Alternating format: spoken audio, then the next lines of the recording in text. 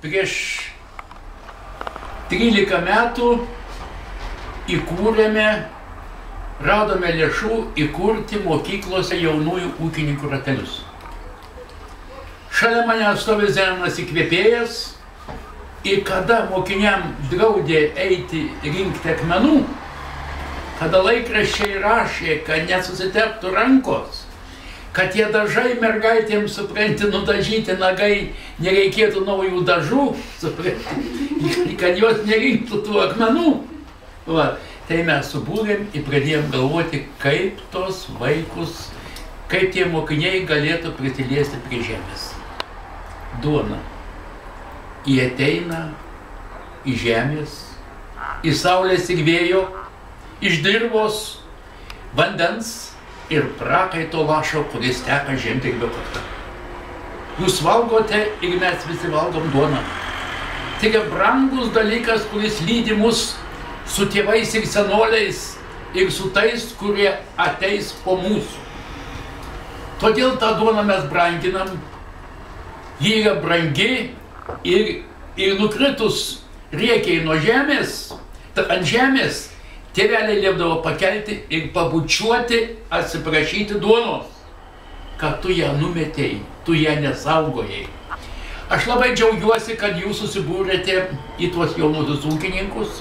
Stovi čia mūsų jaunųjų ūkininkų ratelių asociacijos vadas ponė Zita Trienė.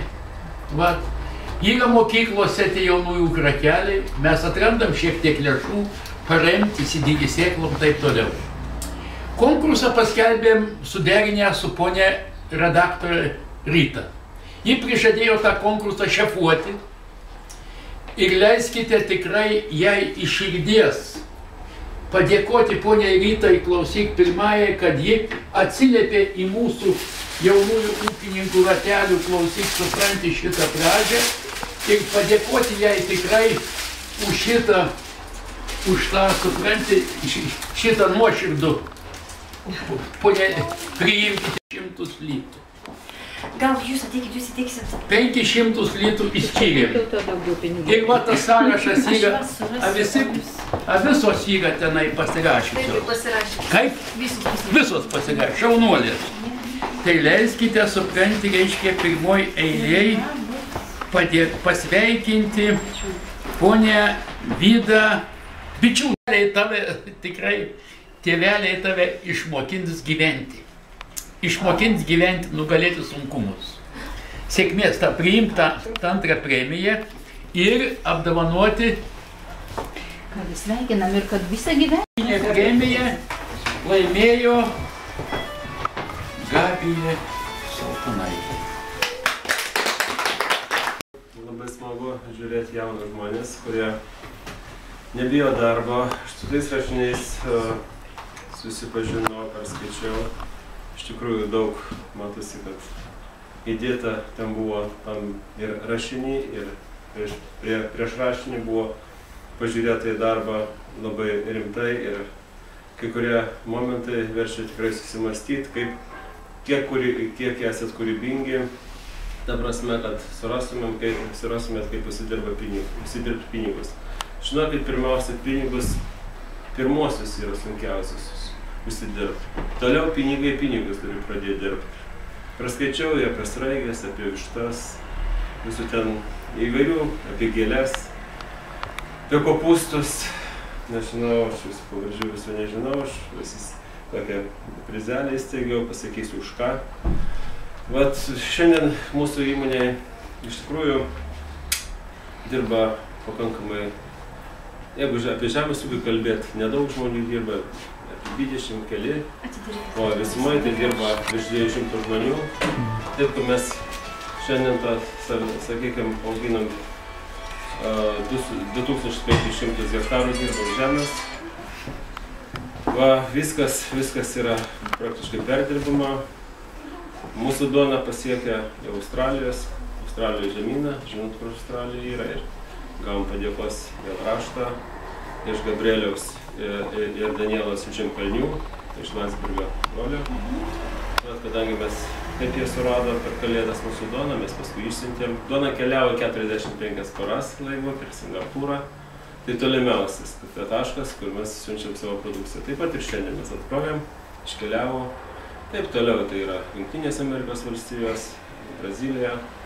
Aš pats Brazilijoje neseniai pabuvojau, pažiūrėjau, kaip ten gyvena, koks kraštas. Taip, kad šiandien žemdirbys, nebijokit žemdirbiškas duonas. Šiandien žemdirbio neįsivaizduokim tą, kai dirbo jūsų seneliai, sakykime. Aš nekalbu apie tėvus, bet tėvai, kurių irgi sunku, kai dirba. Pradžia tai visada yra nelengva, bet iš Europą padeda, Europos pinigai yra, reikia taip pasakyti, nes kaimo jaunimas auga intelektualus, tikrai nieko neatsiliekantis nuo, sakykime, miesto vaikų, kurie užaugo ant asfalto, tokia jau jų dalia. Galbūt jie tenais, suprantat, greičiau pasiekimi pas juos narkotikai, gal cigaretės greičiau pasiekimas, bet ir ten yra. Aš iš vis vertinu, ir šaunių vaikų, aš iš vis vertinu, kaip jaunus žmonės labai aukštam lygiai ir visada buvo visais laikais, kurie pasielgia ne taip, kaip reikia pasielgti, bet visumoje tai reikia džiaugtis šiandien jaunimu, išprusęs jaunimas. Mūsų jaunimas atkeliauja, po visą pasaulį keliauja, taip, kad vertinamas labai aukštai visumoje yra. Nereikia kreipti dėmesį ir kada sako, kad tai nusikaltimai bet kurioje pasaulio valstybėje egzistuoja, tik klausimas daugiau ar mažiau. Tas raigės, pamačiau, kad dar jų daugiau, tokios gražios, bet kada pardaviau aš jas, negalėjau kilogramo pačių geriausių saldainių nusipirkti. Taip, kad mato darbas, žemdirbio darbas nėra labai vertinamas aukštais, sakykime, pinigai, kad už ją būtų mokama didelį pinigai, konkurencija didžiulė. Taip, kad aš, jeigu yra autorius čia, nežinau, laikraštį palikau, neprisiminiau, 200 litų norėčiau įteikti. Tegu prisiriši prie tos karvės uodegos. Taigi jis nieko ir nemąsto. Iš tikrųjų, geriausia reikia daryti tai, ką traukia. Aš ir savo mergaitėje sakiau studentai dabar. Pirmiausia, daryk tai, kas tau patinka ir tada tu padarysi tobulai, o kai padarysi tobulai, bus įvertinta. Tai čia svarbiausias dalykas. A mes, kad norim, kad jūs į kaimą šviesiai žiūrėtume, tai norim. Tai čia du tokie dalykai skirtingi. Jūs žinokit vieną dalyką, kuo daugiau turi, to turto neina priepti jos, kuo daugiau jis dauginasi paskui. Tai neina jo sustabdyti, suprantate, tada pasitinkai pats, ar ne? Įpatinko toje valstybėje per mokesčius ir negali atsikratyti, negali pabėgti. Va, pakinko kaip arklį. Tai irgi yra tiesa. Kaip jį kepa, lašiniukus, kopūstus čirškina ir ruošia mane 5 valandai keltis į mokyklą. 6 kilometrai iki Kuršėnų. Ir taip kasdien.